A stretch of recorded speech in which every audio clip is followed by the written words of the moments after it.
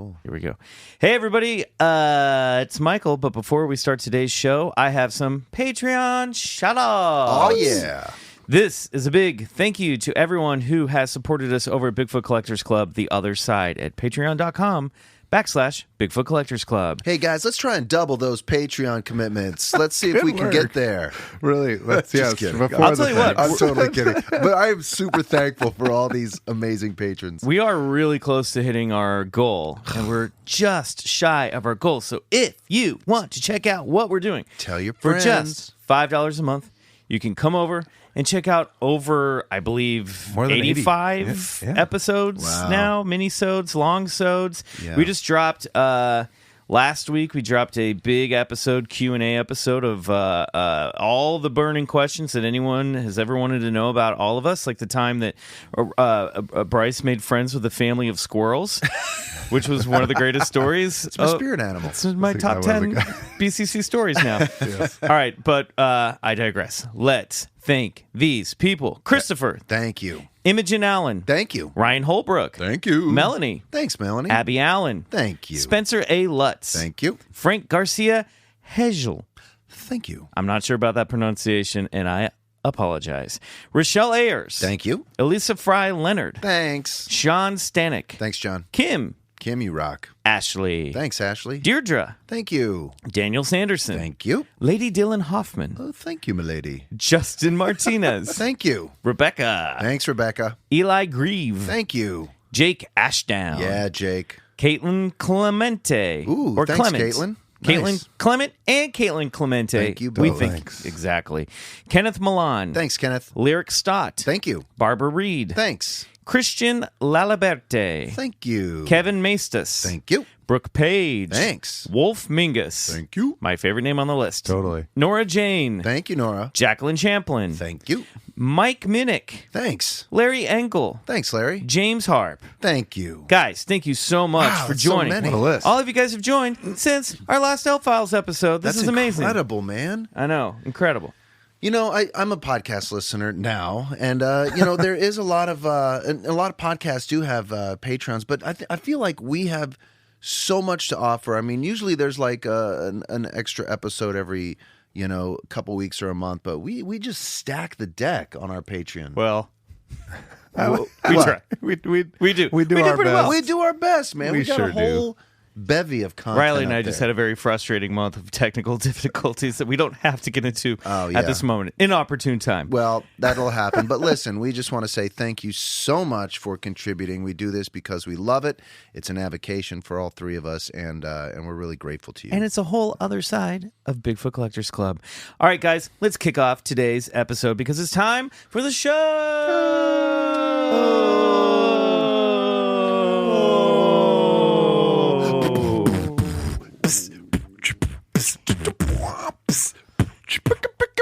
Bigfoot.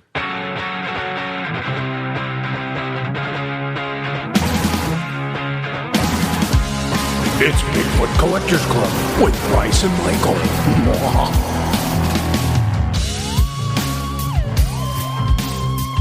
I know a ghost story or two.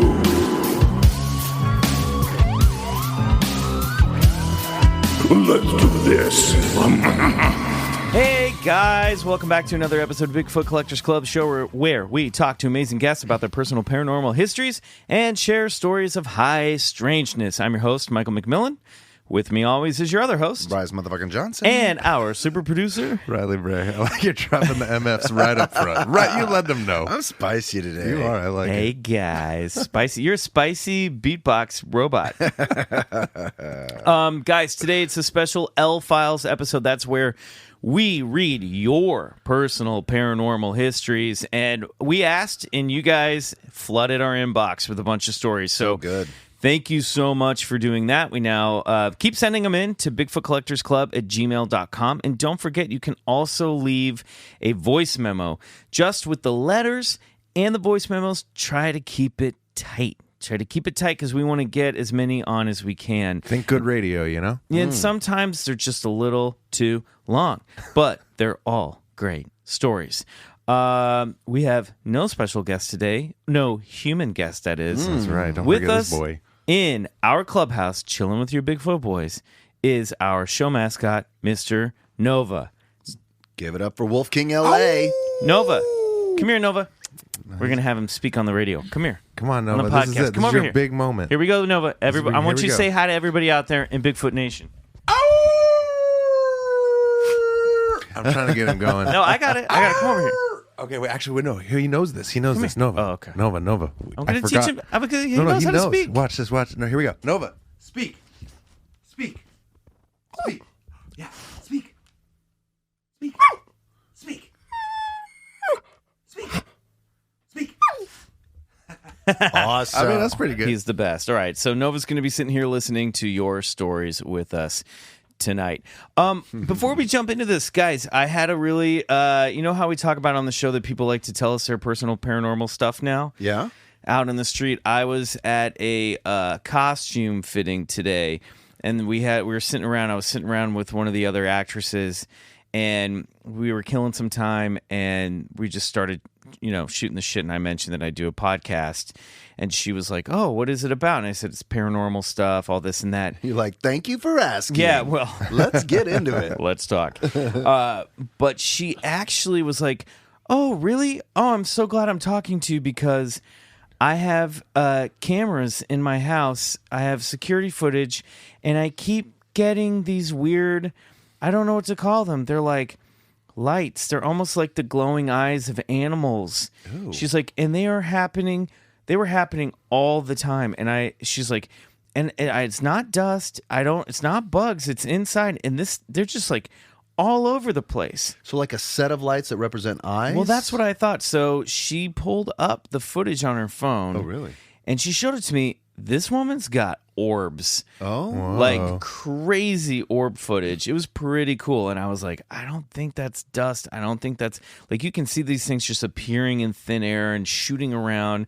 And, like, there's one where her dogs are standing up barking, and there's just orbs flying around the room. Oh my God.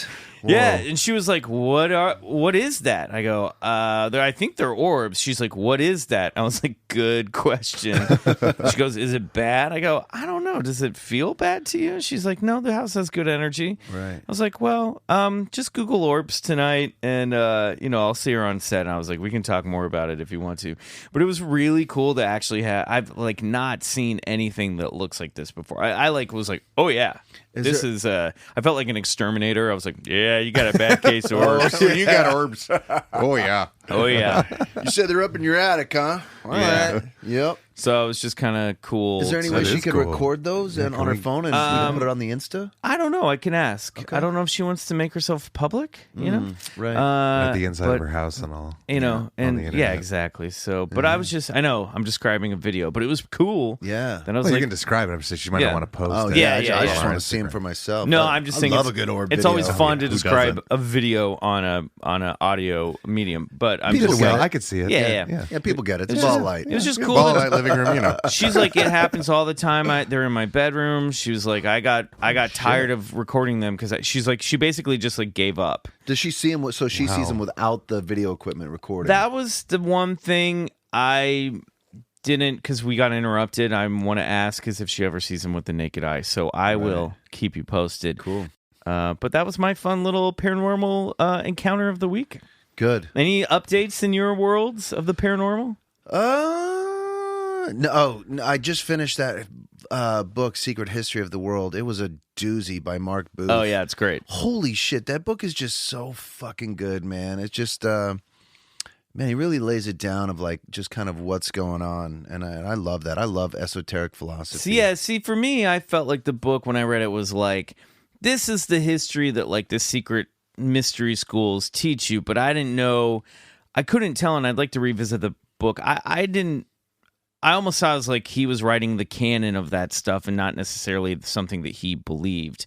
But I love the ideas that are out of it. And basically it's this concept that like our reality started in a more spiritual plane. Yeah. And the quote unquote fall of man is our fall into biblical, the fall of man. And that we have been falling heavier and heavier, for lack of a better term, into the world of material. Yeah. And so we're moving in stages, mineral, vegetative, animal, into this human form. And that there was a period where man and entities were sort of mixed and overlapped. And the longer that our universe and our reality has been in existence, the further away we've gotten from that other realm. Yeah. And we're really being separated more and more and more by this other spiritual plane that's the source of all of our myths and religions and all this stuff. It's a cool book. If you think about it, it's not too far off from like how science would describe the evolution of our Earth after, over millions upon millions of years, But what it just gets down to is all these great mystics, all these great teachers, they have been in touch with discarnate entities of higher intelligence. Make no ifs, ands, or buts about it. There is a spiritual presence within the lives of us, and it going back thousands of years. And some people have just been, able to get in touch with it more and write about it, and all these great mystics and mystery schools and these secret societies, they are their goal, if for lack of a better word, is to move our consciousness forward. Like there's a plan underway, for the experience of whatever you want to call, our creator or something. But and they're moving this, plan sort of along the way, Wait, whose plan? You kind of lost me a little bit. Whose plan is it? Well, it's there is a divine plan. There's meaning to why we're here. We're not just some cosmic accident. There is a purpose of,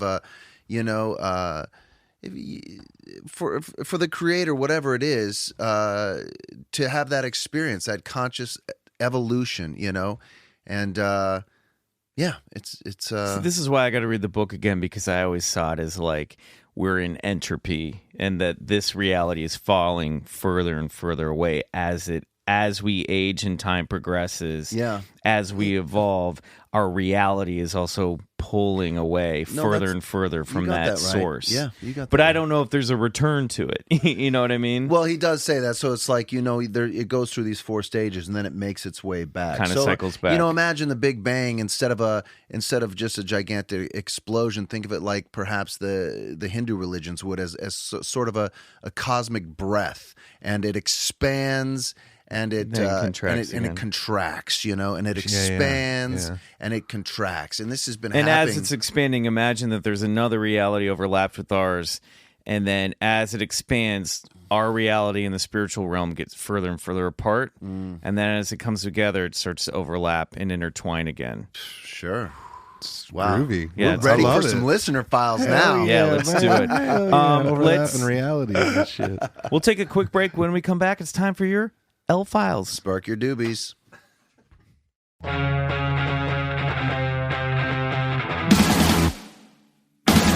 All right.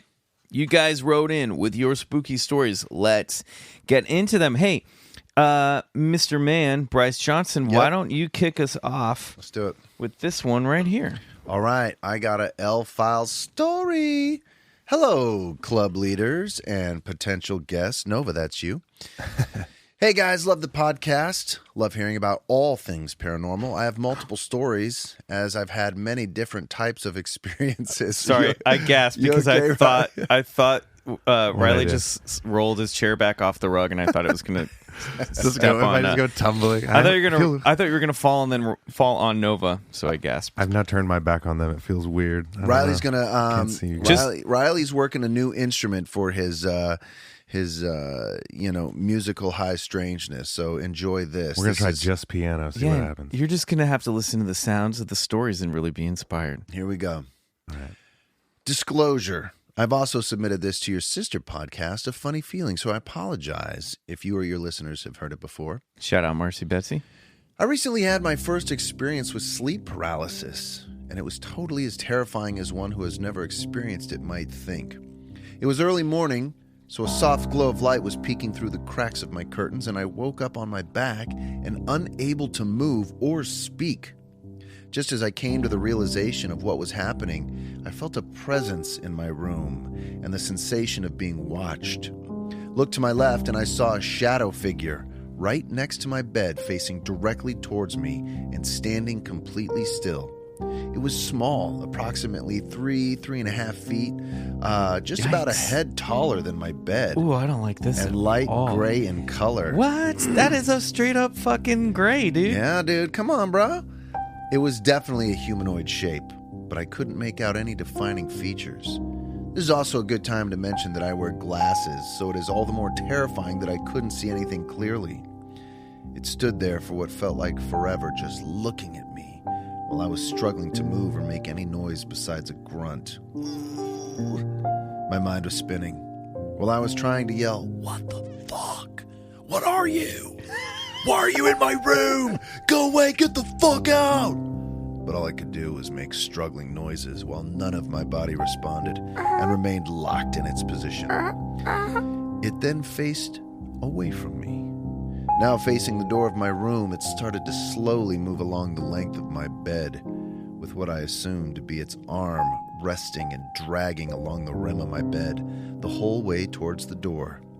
When it reached the door, it turned around and looked in my direction before it opened the door and walked out. And as it closed the bedroom door behind it, I heard the distinct click of the latch catching. At the exact moment of the click, I let out a huge and could move again. I was totally freaked the fuck out and scrambled for my glasses on the nightstand. After catching my breath and slightly calming down, I started to look around my room and investigate my door. My door was locked, y'all, as it had been all night. I have no explanation of what happened, but it was totally bananas and really scary. I'm fortunate enough to have multiple other experiences, and we'll send a voice memo, but thank you guys for the podcast. You're all so freaking hilarious and help make my dreary desk job not so bleh. Please come up to Sacramento for a live show. Purple Heart, Megan. Hey, thanks, Megan. Thank you, Megan. Spooky. Whoa, hey, nice job Nice on the job, old bro. That ivories. sounds great. over there. Hey, thanks. That really kind of Scooping made it it. The old ivories. It kind of made it sound like a love story, and I liked it, like a man. Victorian love tale. Yeah. Maybe it was. Maybe that's what that ghost was. That I love you. I mean, blurry. First of all, I hate the feeling of when I'm having a nightmare or sleep paralysis and I want to call out. Yeah. And you feel like you're going, "Wake me up!" Or you're like, "Help! Oh, man. Help!" And but you know that you're just probably sitting there going, Yeah. Yeah. Oh, like an inside, you're like, "Ah, it's waking help me!" right. And it's like, totally. Oh, man. that's the worst feeling in the world, Megan. So I get that. Ooh, yeah. This to me sounded less like shadow person and more like gray. gray alien. Shadow Alien Yeah. Gray. A gray, yeah. because maybe what was shadowy was like your blurry vision from your glasses not being on. Damn. You know? Because that's the perfect height. She said it was grayish color. Yeah. I don't know. I mean, I think the distinct thing that, you know, and we get this, is that she wasn't dreaming. She wasn't asleep. This wasn't like a part of a dream. She was like... She did say it was sleep paralysis, so it's possible that this is all just part of that phenomenon. But, you know. True. Yeah. That's good. You know, Yeah. we're not going to Voice- discount that. whatever. But... Boring. Boring. Says Bryce. But being able to like watch it drag its handle on the Yeah. bed That part was like, and the sound of the door, it's so specific. Yeah. I don't know. If It's you pretty want to wild. ride, meet me outside. Mustache rides. Mustache rides. Intergalactic 5 creepy mustache little- rides. My dad used to wear Oh a my button on God. his hat that said "Mustache rides 5 cents." I Wow. was like, "You're a pervert." Yeah, but and a cheap I love prostitute. you. And my hero. Oh my. Did he have a mustache? Yeah, fuck yeah, course I had a he did. mustache. Come on, dude. You don't wear a mustache rides pin and not have a mustache. You don't make Bryce Johnson as your son and not have a mustache. Yeah. You know what I'm Bryce saying? was actually born out of his father's Came out of mustache. a mustache. And he was like, let's go find Bigfoot. Just like the Greek gods were born out of Cronus's forehead. Exactly. You emerged from your father's My mustache. father's mouth vagina. Oh my god. Oh, yeah. Good times. I wish I had a button that said "My father's mouth vagina 5 cents." I'm sure that could be arranged. Listeners, Get on that. thanks for your story, Megan. Okay, this one is simply called Personal Paranormal History. Cool. You go back over here. Hi, guys. Recent new Patreon supporter here. Nice. Oh, thank you. Attaboy. Did we thank you? Or Caitlin? Caitlin? Thanks, We may Caitlin. have not thanked you. Hopefully we did at some point. I found this pod entirely by accident. I honestly can't remember how, but I'm glad I did. It's been a great addition to my usual round of podcasts. Awesome. Meant Thanks. to be. Welcome. Yeah. You didn't find us. We found you, Caitlin. I just wanted to share a few highlights of my personal paranormal history. I grew up and currently live in an old colonial home built in 1903-ish. It's huge. Basement, 2 living floors, and an attic where I had a full-size trampoline with a net around it that I could jump on as a kid. Cool. Awesome. Jumping on a Cool trampoline parents. in an attic? It was rad. Rubbing it in there. Anyway, huge, old, haunted. We have the diary of a girl who lived in the home in the 30s. She wrote in the diary every single day for 5 years. The family was wealthy, and the mother was a kleptomaniac. So the father had a standing arrangement with the shop owners downtown to just make a list of what she stole during the week, and he that's would so come around and great. pay them for the items. She's pitching a make show. list. Yeah, that is so good. She says, this is relevant. You'll see why. I also love that, like, clearly they didn't know that their daughter was listening to all these conversations and writing it down in her diary.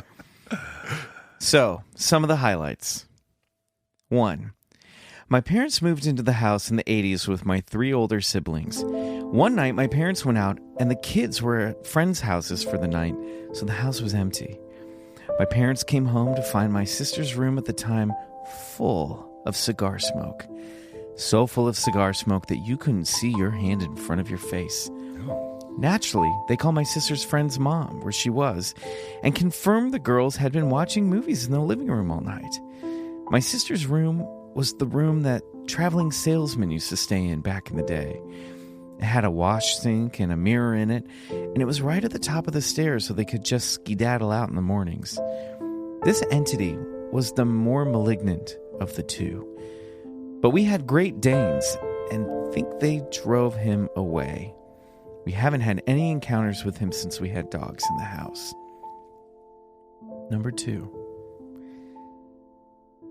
My mom had a pair of flip-flops she wore around the house all the time, almost daily. One day, one shoe was missing. She looked all over for it, under the bed, in all the closets, everywhere. Finally, she gave up and decided, and it disappeared. We didn't have any pets at the time that could have eaten it or buried it or whatever. One day, years later, like 2 years later, the missing shoe appeared in the middle of my parents' bedroom. Like it had been there all the time. Number 3. One summer while my cousin was babysitting me, we were getting ready to leave the house and go to the park. All of a sudden, every single faucet, including the hoses outside, turned on full blast, and all the doors in the house blew open. I wish I could say we freaked out, but it was more of a like, okie dokie, let's turn these off and head out. Okay. Number 4. Multiple times my dad has been touched on the shoulder coming down the stairs or standing in the kitchen. Just a light touch. Nothing malicious. Number 5. Multiple times we've heard someone say, hello, like they've just come in the back door. There's never anyone there. 6. Multiple nights, sometimes as much as 2 or 3 nights a week, when I'm home all alone and go upstairs to go to bed, it will sound like someone is having a party downstairs. I hear multiple voices, sometimes light sounds of dishes clattering. 7. My mom visited a psychic a few years ago and brought the diary. The psychic told my mom that the girl's name was Caroline, and she loved that our house was full. As a family of 6, all the bedrooms were full, and there was always something happening. The psychic also told my mother if she opened the diary to a date in June, she was specific, but I can't remember, that we'd see that Caroline went to the prom with John and that she had a nice time. Sure enough. Turn on the faucets, Caroline. Don't forget to turn all the faucets on before you go to prom. Caroline, wash them. Sure enough, that was what was written there on that day. Holy shit. Number 8. There was an old swing upstairs in the attic, attached to one of the rafters. The attic has a full apartment, maid's quarters, and the old swing would be swinging or start to swing while we were up there. Could have been a draft, but who knows? All right, so pause. There's a trampoline and a swing in the swing. This is like a ever. McDonald's play palace in an old house. You got a ball pit up there? Truth be told, we lived in a McDonald's.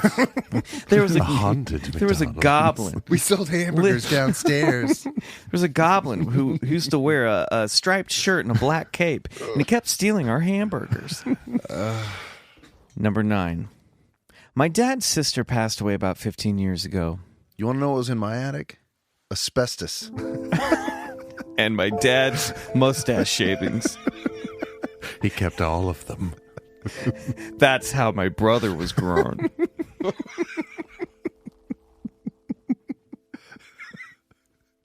Sorry.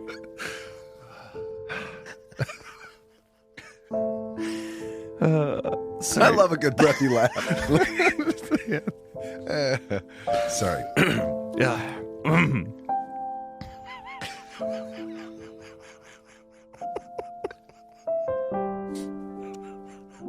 Riley, that piano. So good.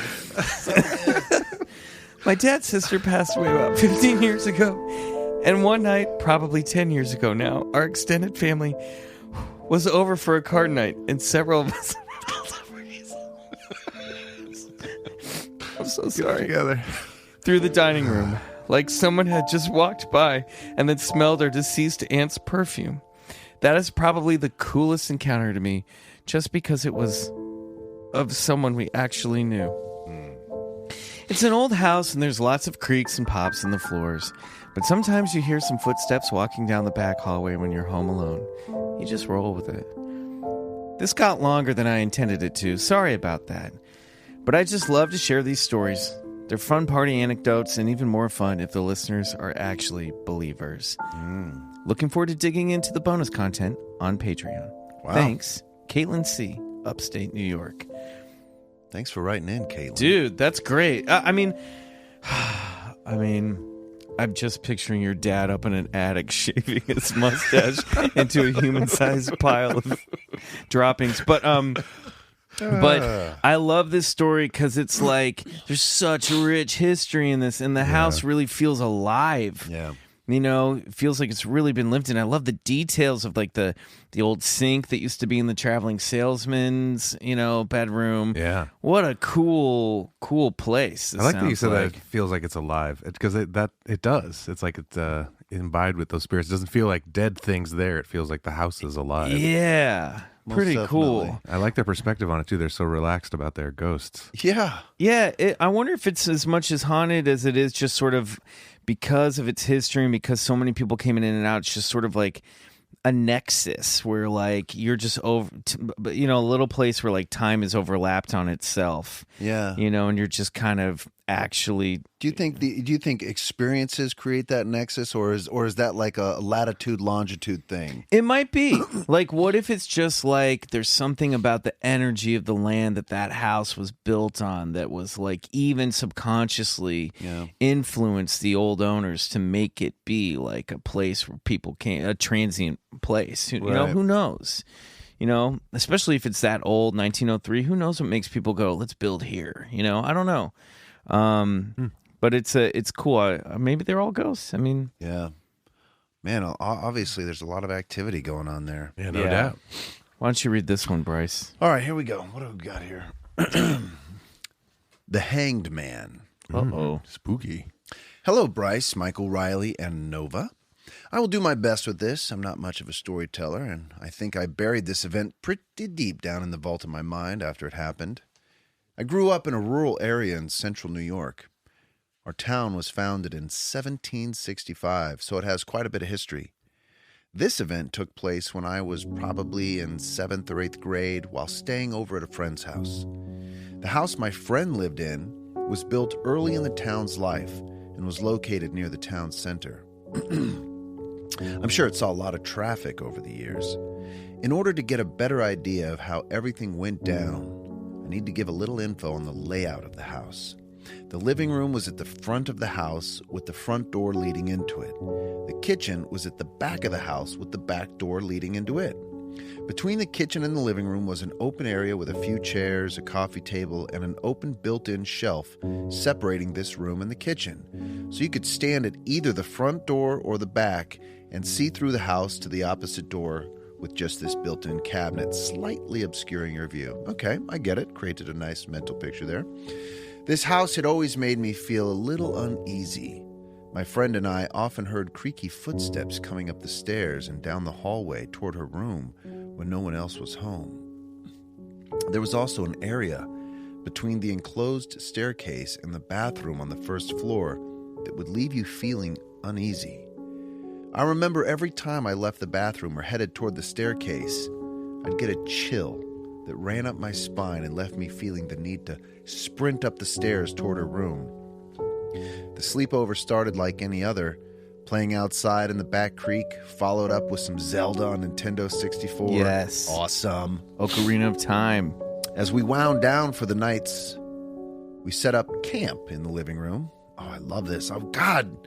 Sleepovers were the best. That's a good sleepover. That's a right good-ass there. Doing it sleepover. right. Our sleeping bags were facing the TV, which left us facing the back of the house toward the kitchen. I woke up from a sound sleep at probably 2 or 3 a.m. for seemingly no reason. I remember looking around while still laying in my sleeping bag, wondering why I was awake. As I was still in a sleepy and confused haze, movement from the kitchen caught my eye. Even saying it now gives me the creeps. At first, I only saw the silhouette of a man's head. Whoa. As I tried to focus more and wrap my head around what I was seeing, I realized this man's head was slumped over and the man was hanging or being hanged from the ceiling.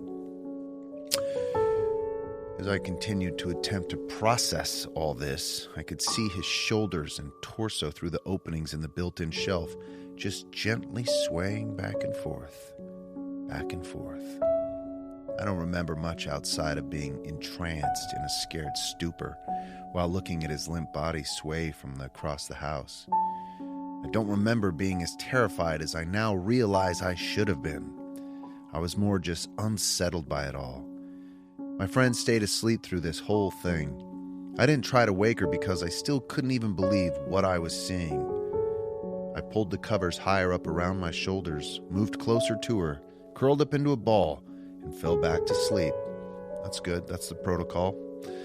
In the Shut morning, it out. Shut it out. Deny. Nope. In the morning, I told her what I had seen during the night. She was shocked. She expressed her uneasiness around the house at times too, and felt like there was a man's presence.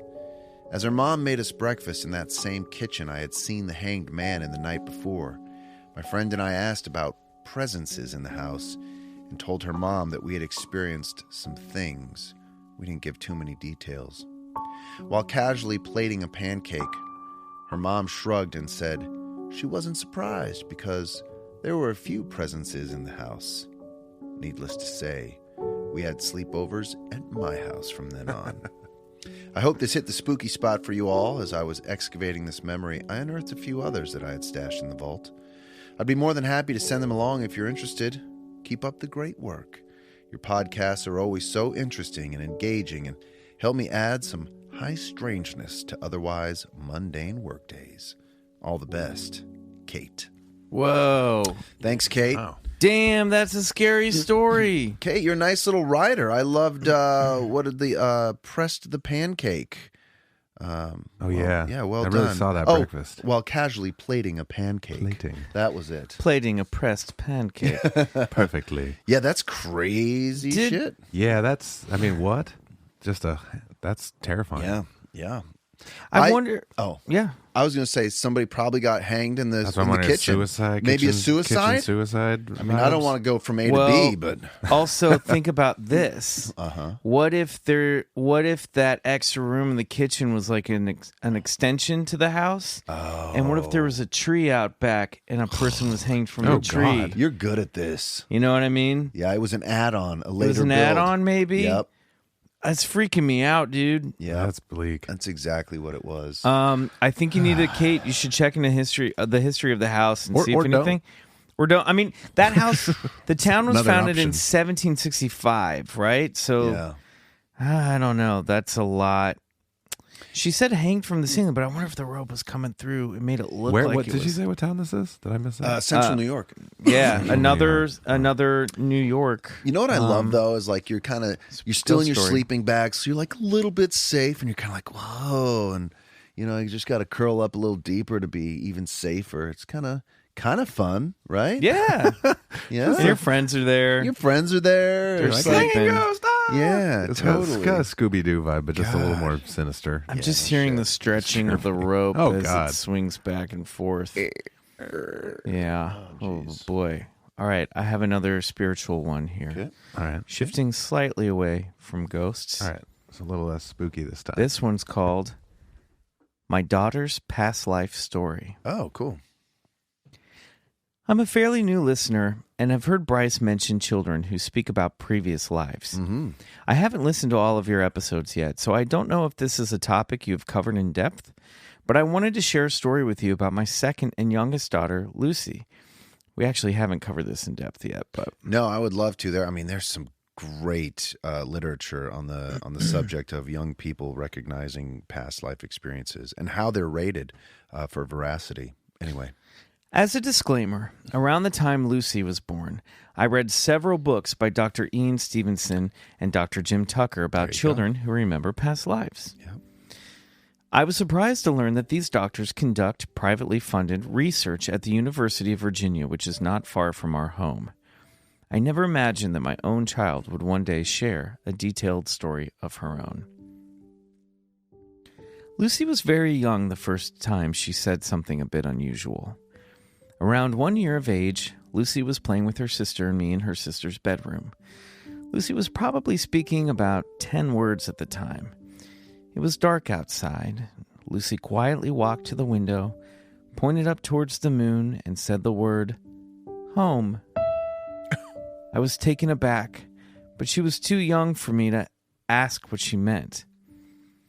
Around the time Lucy was 3, she said something to me, I can't remember what exactly, and I asked her, who taught you that? Her response was, my new teacher. My husband and I work full-time, and my parents kept her and also took her to a half-day preschool class 3 days a week. I asked my mom to find out if Lucy had a new teacher or if a new volunteer was working with the class. There was no one new. For several months, Lucy fondly spoke of my new teacher and a man named Mr. Brown. She was never quite able to explain where these people were, but no one in the family knew them. Eventually, she stopped speaking of her new friends. I have many stories about Lucy, but this next one is the one that I will never forget. I even wrote some of her exact words in my journal because I know that memories can become exaggerated, and our minds want to fill in the details that we forget. Anyone who has children knows that the times that young children want to talk to you the most are when they are in the bathtub or on the toilet. Bryce, does that add up to your experiences? Yeah, that's pretty good. You always call me when you're on the toilet. Hey, it's just, what else you gonna? I always like twofers. Do two things at once. And number 2, and I don't know. Go ahead. No, that's pretty much it. One night, when Lucy was 5, I was helping her dry off from her bath. Out of nowhere, she said, I fell from a high hotel. Oh. There was a fire from the window, and I went down, down, down. Then I died. Oh my God! Jeez. If a small Yeah, child that's told me that, specific. it would be She was so afraid. 5 years old. Oh no! Oh my God! Oh god! As her Change the mom, tone. I didn't want to seem surprised, freaked out, or discourage her from saying more. I simply said, then what happened? Lucy said, I respawned in your belly when I was 0. Side note, I realize respawn is an interesting choice of words. At the time, Lucy would watch her dad play Minecraft. She knew the word spawn to mean your player starts or is created in a new world or setting. Wow. I asked her where she lived, and she said, Pennsylvania. We have never been to Pennsylvania, but live in Virginia, so I'm sure she's probably heard of it. I asked her, what was your name? Lucy said, Luna. Wow. By this point, I was getting a bit freaked out, but halfway thought she was making it up. I didn't want to ask leading questions or influence her needing to tell more. I simply said, Lucy, that's a really interesting story. It's a really interesting story. If you could create a title for that story, what would you call it? Lucy said, My Shirteen. Shirteen, like 13, but Shirteen. I said I liked it, but didn't have the heart to tell her that Shirteen is not a real word. Later that night, after Lucy went to bed, I started thinking about the story she told me, and it suddenly hit me. Maybe Shirteen is a surname. I immediately started Googling this surname, Shirteen, and found out that it's not very common. I Googled Luna Shirteen, and nothing comes up. But what does come up is Lena Shirteen. Pretty close, right? When I saw where this family of Shirteens lived in 1930, my stomach dropped. Pennsylvania. Mm-hmm. I'm getting full body chills from this story. Wow. At that point, I internally freaked out and did not search again until 5 years later. Lucy is now 10. All I can find is that Lena Shirteen was included in the 1930 census at the age of 12. Her family immigrated from Italy and were farmers. I haven't been able to find any marriage or death records. I haven't talked to Lucy about this story since that night, and I doubt she remembers telling it. Lucy has said other things that are odd, such as, "You're my favorite mommy." I think she has some spiritual gifts she has yet to discover, but I know they are there. Anyway, I'm very much enjoying the podcast. Thought you might find Lucy's story fascinating. Maybe when she's older, she'll get regressed.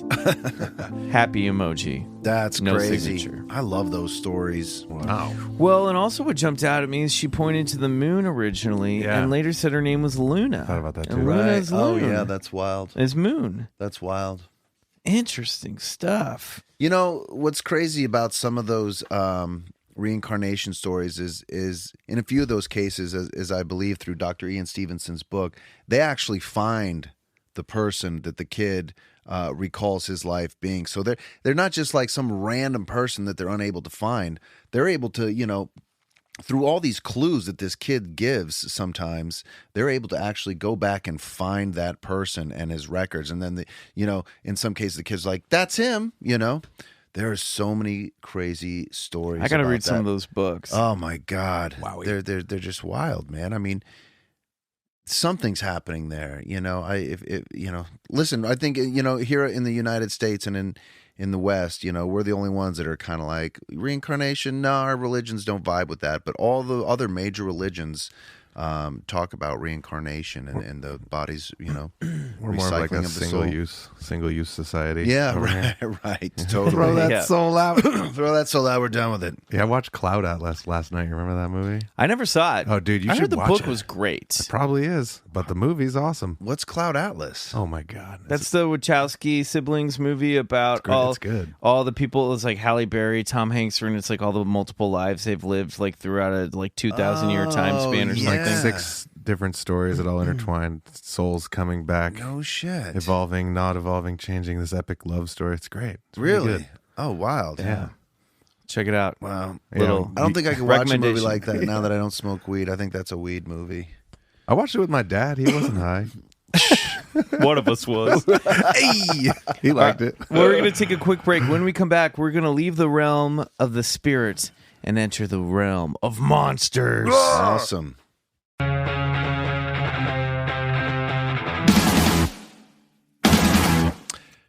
Hey there, guys. My name is Tyler, and I am from the outskirts of Portland, Oregon, in a little suburb called Lake Oswego. Shout out to you, Tyler. When I was about 16 or so, my dad and brother came back from a trip where my uncle, brother, and father had heard a very loud vocalization. That's really At a loud. baseball park. Maybe that's not a good patch. That's not going to work. We got to change that. Hold on. Leave that in. I will. That I will leave it. Squatchy. Okay, yeah. Take it from the top. Okay, great. Hey there, guys. My name is Tyler, and I'm from the outskirts of Portland, Oregon, in a little suburb called Lake Oswego. Back when I was about 16 or so, my dad and brother came back from a trip where my uncle, brother, and father had heard a very loud vocalization. Later that night, after my dad and brother left to go home from a weekend of fishing, my uncle stayed and claimed to have smelled what he described as wet dog mixed with rotting flesh and feces as he was laying in his tent at a lake called Squaw Lakes, a little ways up past the town of Estacada, Oregon, along the Oregon Bigfoot Highway, Highway 212. The lakes are on a mountain called Squaw Mountain. I've always been interested in the subject since I was a little kid and always had a feeling that they were real, but always had that doubt going in the back of my mind simply for the fact that I had never seen one. It wasn't until my dad and brother told me about their account some years later after it happened, along with corroboration from my uncle, that I truly, with all my heart and soul, believed in the species. If my 3 family members say they experienced a vocalization, then I believe them. They've never been one to lie to me before. I instantly was shocked and amazed at the story I heard and found myself some years later interested in investigating the phenomenon. All of my Sasquatch stuff happened between the months of June and September. My first account was this last summer on a logging road just off of Highway 212, headed up towards the Ripplebrook Ranger Station, to an area I like to go to kind of by a reservoir called Frog Pond Reservoir. I was listening to some older Sasquatch Chronicles podcasts as I was driving around the woods and came across a side road that jetted up. I started up the hill for about 10 minutes when it came to a dead end with a camping spot at the end of it. I'm the type of person that when I find a secluded spot like that, I put my vehicle in park, shut my car off, and hang out there for a couple of hours as to reset my mind, wind down, and relax the city stress away. What? Sounds nice. Wind down? Wind down. Thank you, Mike. Is wind spelled different from wind? No. Okay. But I thought maybe he had like the windows rolled down. Yeah. Right. So that's why I was like, maybe it's wind down. Yeah. Maybe it's windows down. Okay. This was no exception. After about 2 hours of hanging out and listening to some downloaded SC content I had on my phone, an episode, I believe it was titled Reported Sasquatch Sounds, came on. As I started to focus more attention on the episode, I got this bright idea to blast my car speakers as loud as they can go for the next reported sounds. I rolled down all of my windows, prepping for the next sound to come up. Shortly after I had opened all my windows, I believe it was the Missouri Howl came on. As the recording ended, I turned my speakers all the way back down to lower listening volume. Within 5 to 10 seconds, I shit you not, after I turned down the audio, I heard what I can only describe as a super high-pitched scream-like howl, mixed with a low-toned dog type of screech, far off in the distance. It lasted for about 10 seconds, and just as it clicked in my brain that I had heard a noise off in the distance, this feeling of overwhelming dread and impending doom washed over me. Dude, you called down the thunder. Infrasound. I've almost died before, but nothing compares to the feeling I had that day in my car. Whoa. Within seconds after feeling this horror and terror feeling, I heard what sounded like 3 little rocks hit the back passenger side of my car. Oh, hell no! They were followed within milliseconds by what I describe as a giant log or boulder hitting the passenger side of my vehicle. What? It rocked my car so bad, Michael, that it physically shook me. and I could hear my leaf springs and my shocks creaking like a metal-on-metal sound. Squeak, grind, 4 times. I started my car up fast as I could, trying everything I had to get the hell out of Dodge. I instantly looked back over my right shoulder to try to see if I could see anything, and at the same time as trying to get my gear stick into drive. I was relieved when I didn't see anything there, but was instantly horrified when I realized that all my windows were down. I slammed on the brake, slammed the stick into drive, but caught up on my electronic e-brake as soon as I hit the gas. At first, I thought I was being held up by something that put me into a state of sheer panic mode like I've never experienced before. It takes about 3 seconds for an automatic emergency brake to engage or release, and I can tell you without a doubt that was the longest 3 seconds of my life. I proceeded to fly down and out of the woods, turning a 45-minute trek in from Estacada into a good 20 minutes out. This is like Fast and the Furious Sasquatch Hell yeah. edition. I honestly don't know how I made it out of there alive with the type of turns and the amount of potholes that are on that particular stretch of road. After getting back onto the main highway, I pulled over and just bawled. I had already been crying all the way down. I've never cried from fear before, but had to hold composure so I didn't die trying to get out of there. I got out and did a walk around my car, and I was completely flabbergasted when I saw not one single new scratch, mark, or dent on any surface area of my vehicle. What? I also would like to note that after looking into the area of where I was, it's not too far from Bull of the Woods area, which is vast in itself and butts up with the Warm Springs Indian Reservation. My second encounter. So I'm confused. Did this log hit his car or not? Well, it didn't leave any damage. If it did, I mean, something shook his car. Jesus. It's confusing. Maybe it hit the tire or something. Maybe it hit the tire. I mean, it's perplexing. My second encounter isn't really an encounter, but more of an evidential type of story. After telling one of my buddies about my first encounter, he got pretty interested and wanted me to take him up there and to show him the area. I told him that I didn't want to go back up that road, but I would take him up to the surrounding area as long as he brought his firearms. We were up there for a few hours milling around and looking for signs when we came across this embankment. It had extremely peculiar prints going up it. I could fit my whole hand inside one of them, and they looked to have claws retracting out of the ends of each toe. I have a video and still shots of them I can send you. Please do. We also found what looked like a small stick structure right next to the embankment, but could also be the results of creek that flows under the road, flooding over it. Nope. That's a Bigfoot structure. A couple months later, I had arranged a camping trip up to Squaw Lake with one of my buddies who lives not too far away from there. It was a nice and calm day as I arrived about 1 p.m. on a Saturday. I got my gear out and my fire set up and ready and waiting for my buddy to show up. It was about 8 o'clock when I finally realized that my buddy was not showing up, so I decided to start the fire up and hang out listening to Sasquatch Chronicles. It was about 10 p.m. when I had just finished up eating dinner, and I was zoning out on the fire when I got this urge or feeling like I needed to look to my left. As soon as I looked left into the forest, there it was, leaning out from a tree from its belly button up just outside my firelight. It looked to be a juvenile Sasquatch sitting there staring at me with his big jet black eyes in his mouth and an oh crap lips looked like he's going to whistle for him.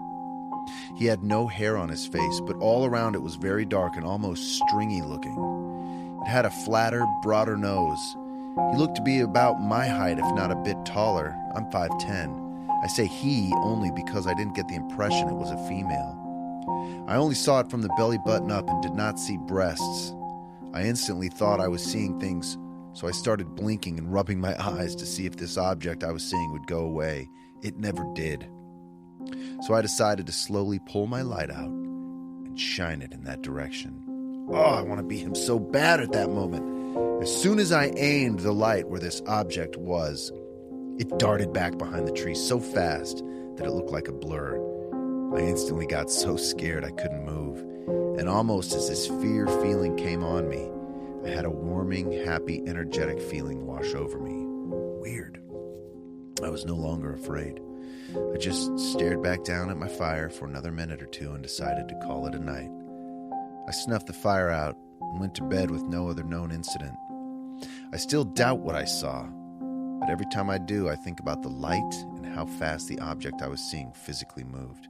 I can't discount that. My final story takes place above Squaw Lake with one of my buddies, a couple weeks after my sighting. I'd been talking to him about the subject, and he showed interest in doing some investigating with me. We decided to go up to Squaw Lake so I could show him the area where I had my sighting. After about 2 hours of absolutely nothing, we decided to go up the road and check it out. We ended up on a dead-end road in a big open clearing surrounded by trees that looked to be an old logging camp. We had been there for about 10 minutes when I started playing some calls. We instantly got a call back. It sounded high-pitched at first, kind of like a siren, and went down in tone with a hoot sound at the end. Me and my buddy just looked at each other with goosebumps on our arms and decided to do it again. We got nothing back the second time. And after my first encounter, I didn't want to chance anything, so we got the hell out of there. Only the best, Tyler. Wow, Tyler, that's fucking crazy. Well, first and most importantly, Belly Button Up is for sure a track from BJ and the Shadow Bats. Oh, yes. That song needs to be written. Yeah, we got to get right on that. Guys, I want to play the 7th single off my album is Belly Button Up. It's about all the times I saw cryptid only from the belly button up. Wow, that is an intense crazy. fucking story.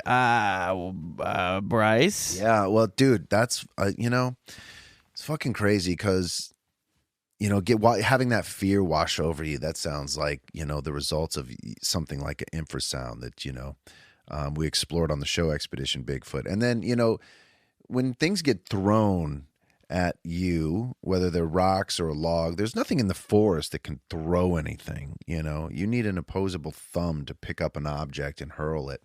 And there's nothing in that area, I imagine, that where he's at that has opposable thumbs other than humans. Those tracks, do you think that those could have been bear tracks with the claws on it? Well, yeah, right. So if a track has claws, then you can just pretty much automatically assume that that's a bear, because at the end of the toes of a bear track, they all have claws. But what he's saying in this story is it seemed to sort of have like a retractable quality, like maybe a print had one or one didn't. I don't know. That's strange. He said he's got some video or photos. We'd love to see those. Yeah, Tyler, please send whatever you have. That's a crazy story, man. And Tyler has more stories. But I wanted to highlight this Bigfoot one.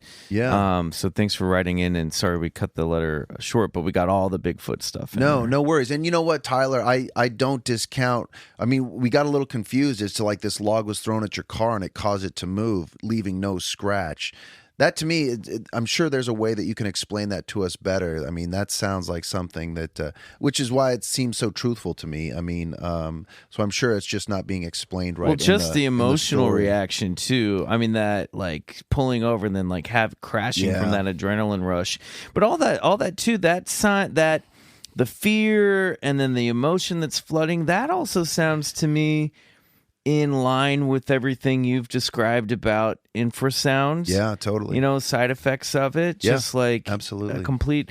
And then of course there's like hints of like the psychic Bigfoot stuff where you hear where like he was like he got the idea, he got the notion to look over and see something looking at him. Well, that's that old quantum experiment, right? Like, you have somebody turn their back to you and you have an observer just stare at them, and you can see if they can sense somebody like looking at them, But I mean, can you imagine being out there by that fucking campfire and just going, look left, and you're just like, I don't want to look left, and then you look left and there's belly up. Yeah, belly button up. Belly button up. All right. Damn. Awesome. Here we go. We got our final story of the evening.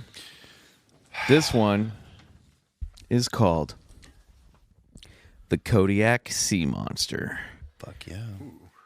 Hello, BCC Scouts. I'm going to try to keep this short, but I promise my feelings won't be hurt if you don't read this whole email on air, or paraphrase it, or don't read it at all. But in your most recent episode, you asked for stories, so I feel like it's time I reached out. if you do read it on air, I'm fine with my whole name being used, and my pronouns are she, her. Thank you. Cool. Buckle up, y'all. Bryce, you're going to love this one. Great. Strapped in. I'm a longtime listener, and I absolutely love the podcast. So, I grew up in rural Alaska, a highly strange land in and of itself, and so many stories for you. I have so many stories for you, from haunted houses to UFO sightings to a memorable Bigfoot encounter to giant birds spotted by pilots over an active volcano. I'm a lifelong believer and a generational practitioner of the occult, and I am just getting started on the path to pursuing a career in the paranormal. So hopefully someday I'll get to join you in the clubhouse for a conversation because we have so much to talk about. Wow, great. My big story I have to share with you guys today, though, is about a notorious Alaskan sea monster, the Kodiak Monster. It's May 2014, and I'm on a ferry heading from Homer on the mainland to Kodiak Island for a high school softball tournament. My teammates and I had stayed up past our bedtimes, and once our coaches were all asleep, we'd snuck out into the deck to watch the sunset. Now, it's May in the land of the midnight sun, so it's about midnight at this point, and still bright enough to see out into the Katmai Bay north of Kodiak Island. Katmai or Katmai? Not sure. Katmai. 9 of us are out on the deck, huddled in blankets, enjoying the sea mist and the sunset, when we spot a pod of orca riding the waves alongside our ferry. We're enthralled. We even spot a few babies in the mix, and the whales are putting on quite a show, blowing water into the air and slicing through the surface with their dorsal fins, which can be up to 6 feet tall. That alone was a magical experience. We tried to take a few pictures, but it's getting dark enough that they don't show up very well. About 15 or 20 of these whales ride along us for a while, but they eventually pass, and it's getting close to 1 a.m. It's been about 20 minutes since we saw a whale, and we're all about to go back inside our sleeping quarters when we spot what we think is another whale at first, straggling behind the pod, as it appears to be another tall dorsal fin coming out of the water. But we notice something different. It's significantly taller by a few feet and jagged, with cuts or notches on it. So we're like, okay, we're in pretty deep water. This one's older. Maybe it's got scarring from a boat propeller or another animal.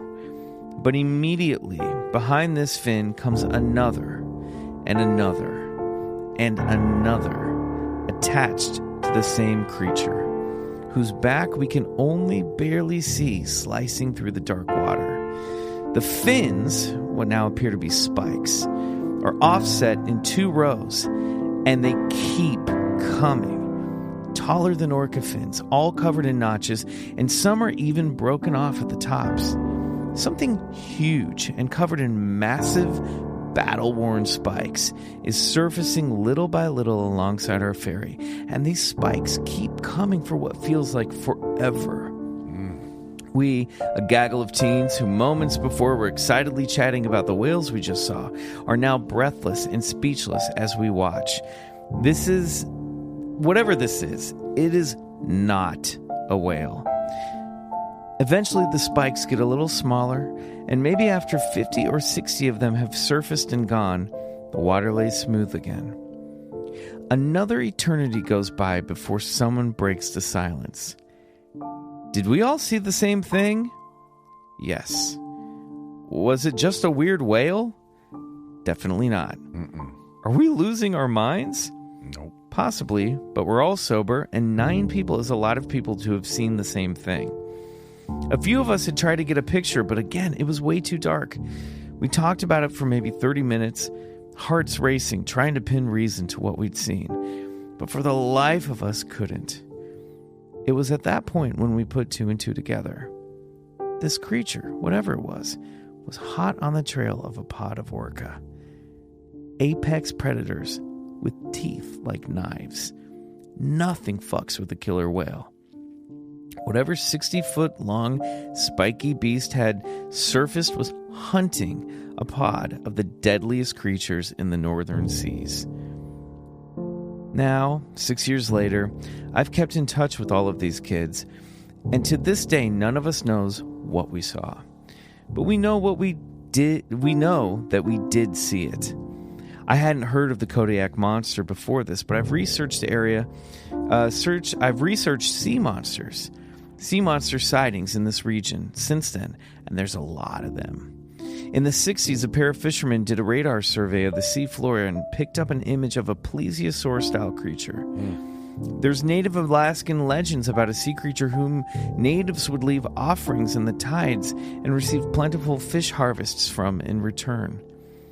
In 2002, a pair of Kodiak fishermen gave an account of a large creature trying to capsize their boat.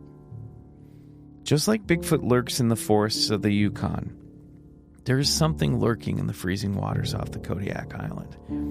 Myself and 8 others saw it that night, and I'll never forget it.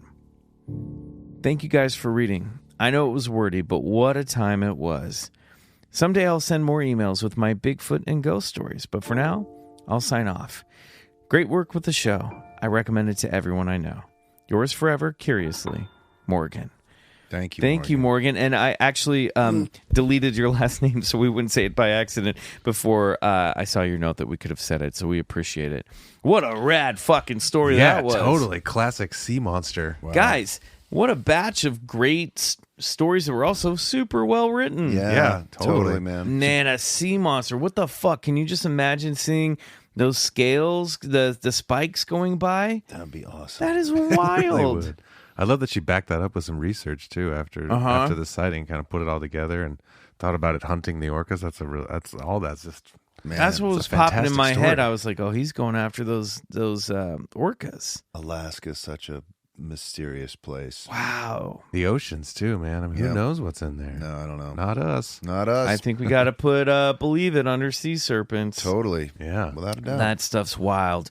Thank you, Morgan. Wow, what a great batch of L-Files. Totally. You guys crushed it. Please send your stories or voice memos to BigfootCollectorsClub@gmail.com. How about a little round of applause for Riley on those keys? That was amazing, Riley. Yes, clap at thanks. home. Clap Dude. in your Clap in car. your car. Clap in your car. Take Clap your at hands work. off the Work. wheel. Your boss is walking over. Just keep Do clapping. it right now. Just applaud. It's going to be a slow clap around the So world. good. Great stuff. Thanks, Before buddy. we bid you guys to do a little bit of updates, so due to unforeseen events, we will not be attending Contact in the Desert this summer. We had been previously on the schedule, but we're sorry we're not going to make it. If you were planning to attend, we're so sorry. I suggest you check out Ryan Sprague from Somewhere in the Skies, who is awesome and will be there. However, the good news is our next live show will be Monday, March 23rd. Yep. At the Mystical Bigfoot Lodge right here in Los Angeles, and already setting up the guests for that evening. It's going to be a really, really fun one. Awesome. Attendance is always free, and because it is an establishment that proffers libations, the show will be 21 and up. All right, anything else to plug in the meantime?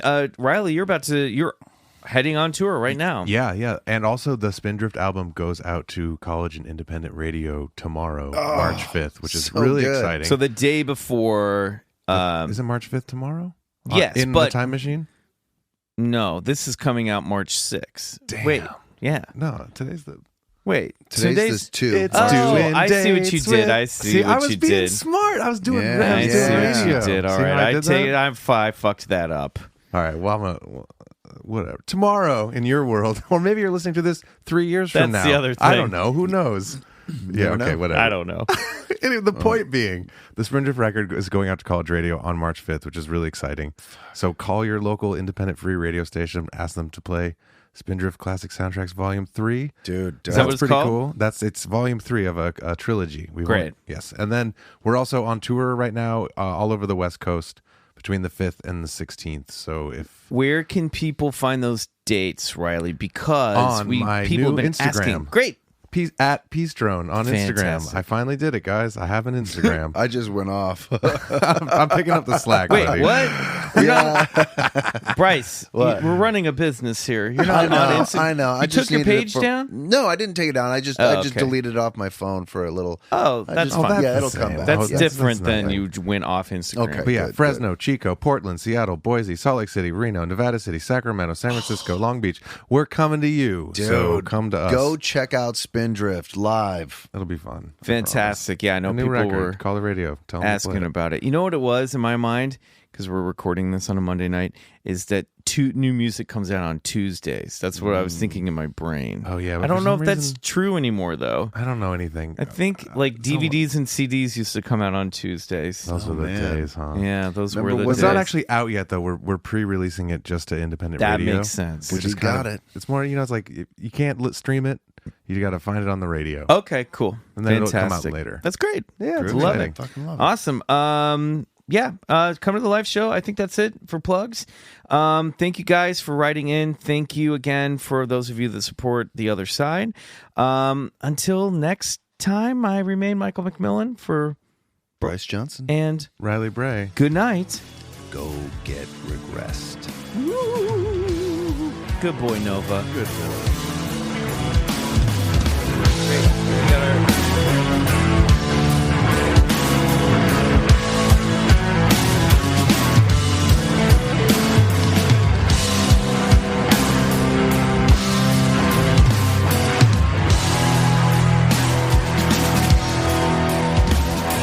Bigfoot Collectors Club is produced by Riley Bray.